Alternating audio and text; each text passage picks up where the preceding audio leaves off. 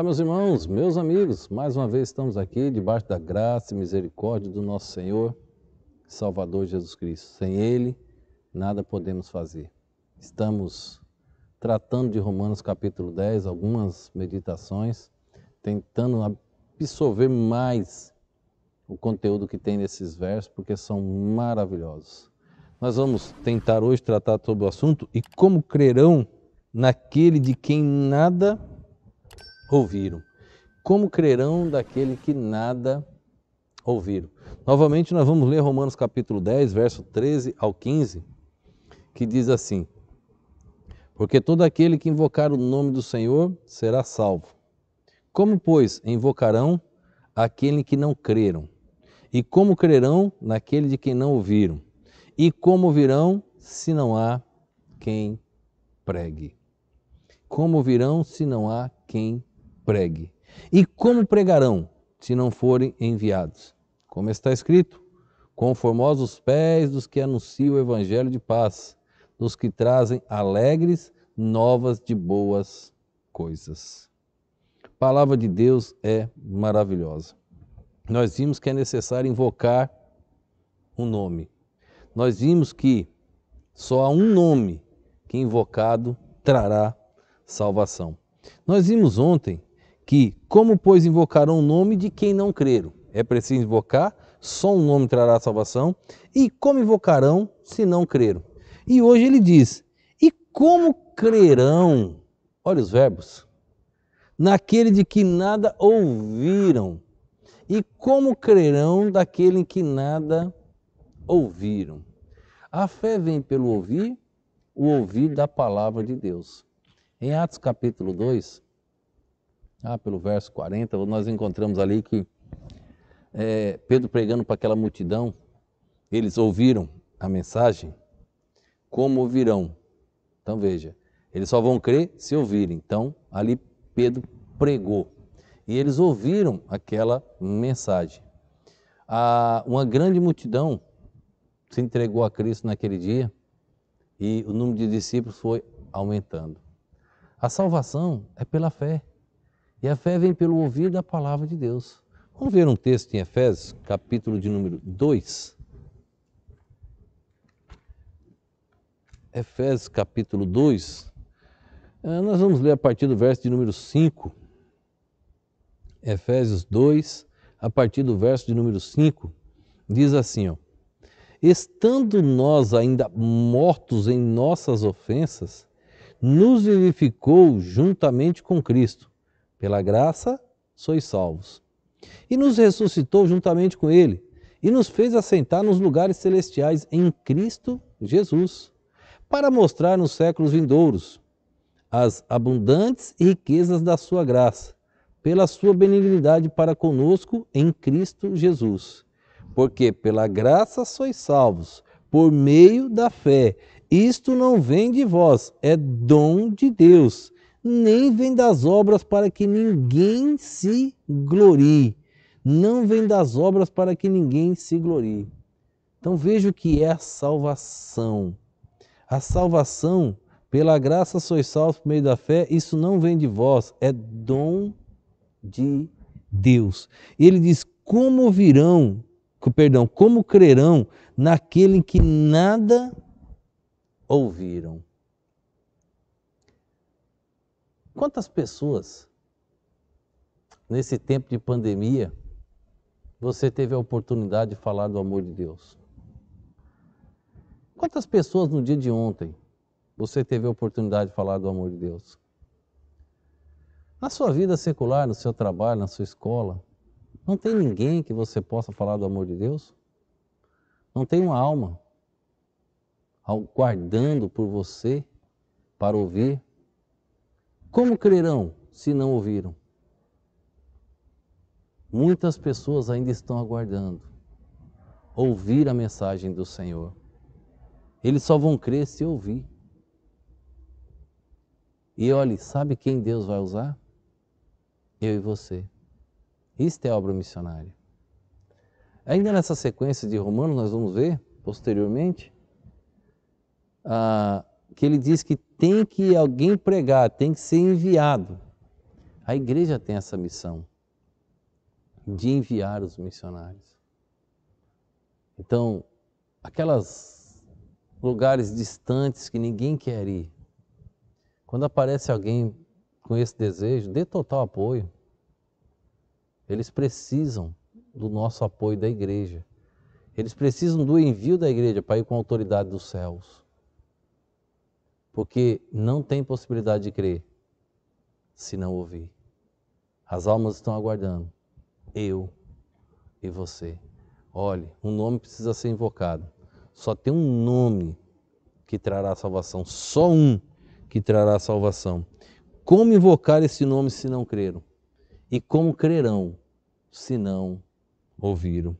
Ainda no livro de John Pitt, quando vem a perseguição, na página 33, é uma história atrás da outra aqui. Compre, adquira esse livro, não é meu, não ganho nada. Eu sei que o material é maravilhoso, por isso quero indicar para vocês. O material é fantástico. Com certeza vai ajudar a sua vida, a sua família, a sua igreja, pastor, você que é líder, etc. Vai ajudar em muito. Na página 33 encontra a seguinte história. A igreja sofredora. Os governos ateus pensam que o cristianismo poderá ser completamente erradicado. Portanto, esforçam-se por restringir a liberdade religiosa de várias maneiras. As igrejas e seus membros têm de ser registrados. Isto permite ao Estado controlar as funções da igreja e familiarizar-se com o rol de membros. Os cristãos são autorizados a falar do Senhor só dentro dos edifícios das igrejas registradas. A evangelização é proibida. Cuidado, nosso país está caminhando para isso. Estão tentando proibir e muitos não estão conseguindo enxergar. 3. Os cristãos estão proibidos de ensinar religião às crianças. Escolas dominicais e movimentos de jovens não são permitidos. 4. São dados aos cristãos os empregos menos desejados e não se permite aos jovens crentes uma educação universitária. Os crentes são humilhados. Muitos cristãos concordam com essas condições. Seus nomes e atividades são conhecidos do governo. Outros cristãos, porém, recusam-se a registrar-se, porque não querem comprometer-se com um governo ateu. Obedecem antes a Deus, que aos líderes comunistas e, sendo assim, continuam a evangelizar. É preciso, mas formam igrejas subterrâneas e continuam secretamente com escolas dominicais e reuniões de jovens. É esse o último grupo a ser perseguido. Sofrem por causa do nome de Jesus. Se evangelizam, podem ser presos, mas estão preparados para pagar o preço da sua fé. Muitos deles estão presos. O testemunho de Aida é bem conhecido no Ocidente. Esta cristã russa não podia parar de evangelizar. Escrevia seus próprios folhetos e distribuía-os pelas ruas. Foi presa muitas vezes. Finalmente teve de fazer uma decisão: ir para a prisão ou parar de evangelizar. Preferiu a prisão a desobedecer a Jesus, porque sua lealdade ao Senhor significava mais do que sua liberdade. Da prisão, Aida escreveu uma carta e foi contrabandeada para fora e chegou até seus amigos. Algumas semanas mais tarde, o conteúdo dessa carta comoveu o coração deles e testemunhou da sua consagração ao Senhor.